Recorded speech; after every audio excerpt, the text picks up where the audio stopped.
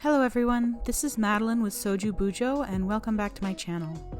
For those of you who are new, this is a channel where I share ideas and inspiration for how to use bullet journaling to advance social justice goals. Today I'm going to be sharing my February plan with me. Typically I choose a theme and then I pick a quote that is in keeping with that theme, but this month the sequence was reversed. Since last year, I've been wanting to work the ending quote from Amanda Gorman's spoken word poem that she performed during President Biden's inauguration into my bullet journal. And February seemed like a good month for it for two reasons. The first is pretty obvious that Gorman's poetry is rooted in a proud tradition of Black literature and art that is opportune to celebrate during Black History Month in the United States, which is February. And second, the colors that she was wearing during her performance match well with the color palette I typically use for February, which is kind of an orangey red color theme that matches with my synesthesia. So I used her outfit as inspiration, and I'm using these kind of abstract shapes behind this black outlined Edison light bulbs that tie into the reference to seeing the light and being the light in the final lines of her poem. And I also borrowed heavily from @AuraBujos on Instagram for this, so you can see her original spread here. And if it hasn't become clear already, the theme I want to talk about today in honor of February being Black History Month in the United States is racial justice. So those of you who saw my 5 social justice bullet journal spreads for beginners video, you'll know that each year I choose what I call a social justice focus, where I choose a topic I want to learn more about, and then I curate my learning and engagement for the year around that theme. Last year, my social justice focus was racial justice, and the learning journey was really fascinating, and it came almost perfectly full circle because I began on January 1st by starting to read, or rather to listen to, How to Be an Antiracist by Ibram Kendi. And then exactly a year later, on December 31st, I finished reading a book called Woke Racism by McWhorter, which is essentially a direct criticism of Kendi's approach and the movement it has spawned. And I found this symmetry from the beginning to the end of the year a great picture of what a journey of exploration on racial justice can yield. And so I thought I would walk you through how I got from point A to point B and some of the main takeaways I'll use to inform this year's social justice focus endeavor. So if I rewind back to January 1st, 2021, I had chosen racial justice as my social justice focus of the year. I was particularly interested in learning about anti-racism, especially since a lot of people in my life that I admire had started calling themselves anti-racists, and so naturally I was curious. And then perhaps also naturally, I decided to start by reading Ibram Kendi's book, How to Be an Antiracist. And this is a good example of the first key takeaway I took from this journey, is that it's okay to start with mainstream stuff. Many people roll their eyes now when you mention, Kendi's How to Be an Anti-Racist or Robin DiAngelo's White Fragility.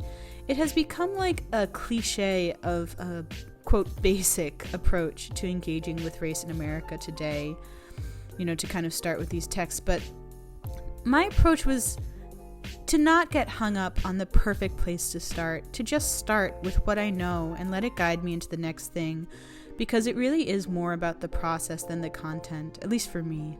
In How to Be an Anti-Racist, Kendi talks a lot about critical race theory, and this was another key buzzword that I wanted to know more about, since it was coming up a lot in conversations, but I didn't feel like I could talk about it very knowledgeably or articulately. I was just kind of speculating based on what I'd heard.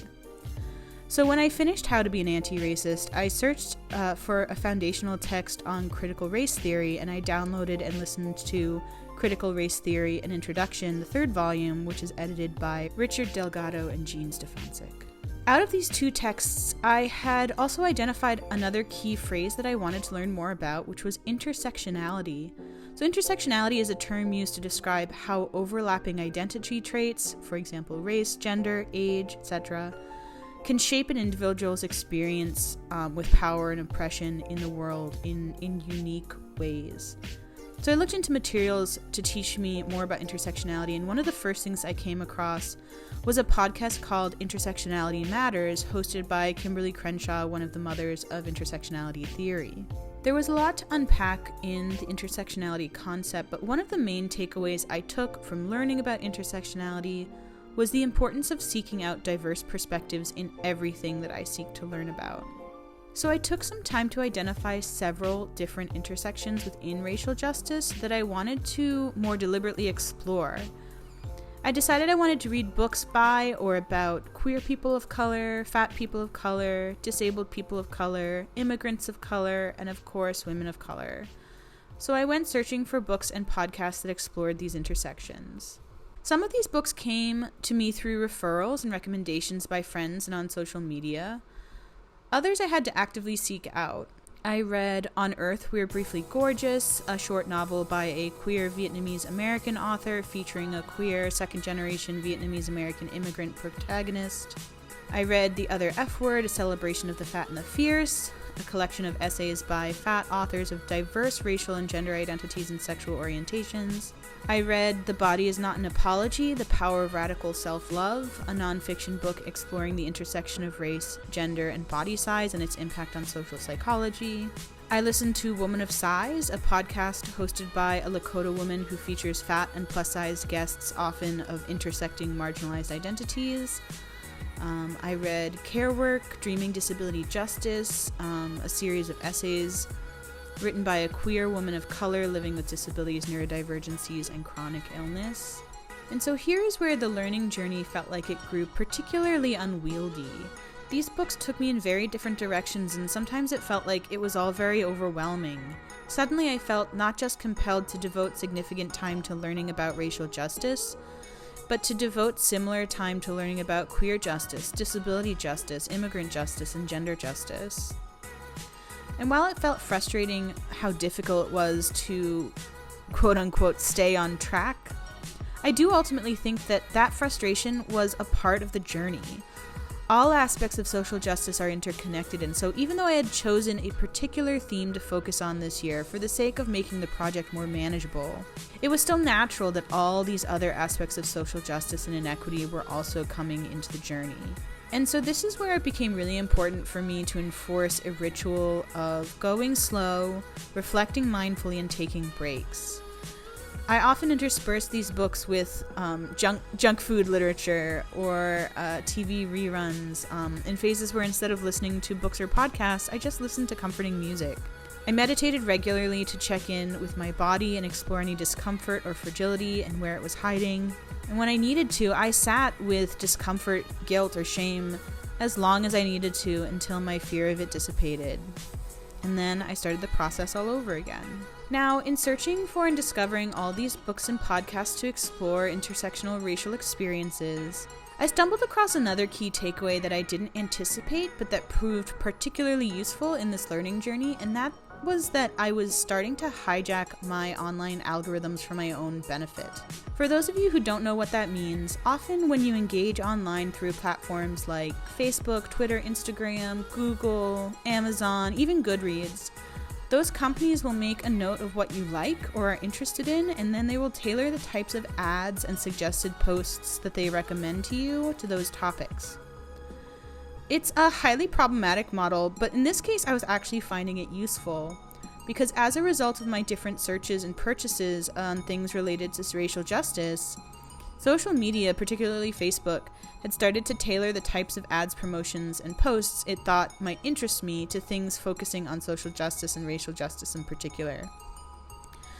So for example, Facebook thought I might be interested to know that a friend of a friend had enrolled in a class called Embodying Anti-Racism through an organization called Inclusive Life. Inclusive Life also had a podcast, so I downloaded it, and after listening to a few episodes, I decided I was interested in taking the course and I signed up. And this began a whole new phase of my learning because it introduced me to the power of engaging in collective learning with other people. So the course involved several months of sessions that began with breathing exercises and then engaged in dialogue around race and white supremacy across the course members. Putting down the books and engaging in collective learning and reflection with others felt like leveling up to me.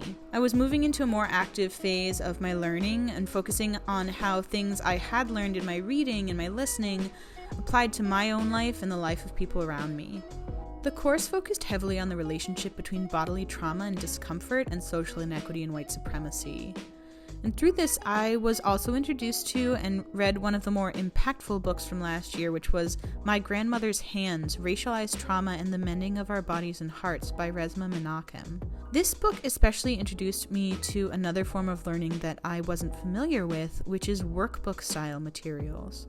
My Grandmother's Hands was part social justice analysis, part memoir, and part workbook. At the end of each chapter, the author invited the reader to engage in a series of meditative and reflective exercises. So here too, it was nice to switch into more active learning and practicing part of my education on racial justice. It felt like progress. And so eventually all of these journeys and side journeys and efforts brought me full circle, as I described at the beginning. Because in addition to introducing me to embodying anti-racism, my Facebook algorithm also thought I might be interested in following the account of a local bookstore in my neighborhood that focused on the Black experience, Sankofa Books, which is on Georgia Avenue in DC. This bookstore would periodically post notices for events with authors they were having, and these notices led me to even more experiences and books I wanted to read. One I found particularly interesting was The Strong Black Woman: How a Myth Endangers the Physical and Mental Health of Black Women by Marita Brown. This book really helped me change my mindset around idolizing or almost fetishizing women and to some extent girls of color. It explored how because Black women in the US exist at an intersection of marginalized identities, they have often had to work especially hard and be especially strong to live and succeed in the world, and yet because of this, they then have been seen and revered as being exceptionally strong and hardworking, and it has almost become an expectation that many women of color feel they need to live up to. Originally, actually, I was going to make this month's theme an Amanda Gorman theme, but after reading Marita's book, I reconsidered and made it more abstract and inspired, by her work. Perhaps it is more beneficial to celebrate her art and her work, but to let her as a young Black woman just be an individual and not idolize her into something mythic. But I'm interested in your thoughts on that approach as well in the comments. And then finally, near the end of the year, Sankofa advertised a discussion with John McWhorter, author of the book Woke Racism: How a New Religion Has Betrayed Black America. I'll be honest, I think I downloaded this book to read because the title made me feel uncomfortable, and as I said before, the whole learning process throughout the year taught me to lean into discomfort. This book highlighted a perspective I had not heard before, the perspective of a Black man who did not feel that mainstream narratives on anti-racism and critical race theory were benefiting him, his children, or his community. It was interesting to read his experiences with anti-racism culture, as they were very different from mine. In his experiences, advocates for anti-racism had pushed very strict and hardline interpretations of how to fight for social justice in the US, and they had no tolerance for those who had different views and opinions. Now, that is not really the experience I had in engaging with these topics this year, but I wanted to highlight this book specifically as a great example of all the forces of this year working together in the way that they should. Starting with the basics, getting a grounding in the keynotes of current discourse, seeking out diverse voices, leaning into discomfort, hijacking my algorithms, all led me to pick up, or rather to download, McWhorter's book and read a contradicting opinion. So that's my journey of choosing and implementing a focus on learning more about racial justice last year, and I still have several books that came up in my searches that are on my to-read list, and I do intend to continue to seek out diverse perspectives on racial justice, even though 2021 is over. And this year I've just begun a similar process focusing on Indigenous justice, but I'll save some of that for another video. In the meantime, you can see I've been putting together my Amanda Gorman's performance-inspired, abstract, colorful light bulb theme for February. You can see here, we start with my cover page and my quote page, and then on to my calendar and goals, and then finally my habit, mood, and energy trackers. And that's it for this month. Thank you for listening. I will link all the books and other resources I highlighted in this video in the description box below. Please remember to like the video and subscribe to my channel if you want more social justice bullet journaling content. And if there's a social justice topic you would like me to explore in more detail, please let me know in the comment section below. And I'll see you next time.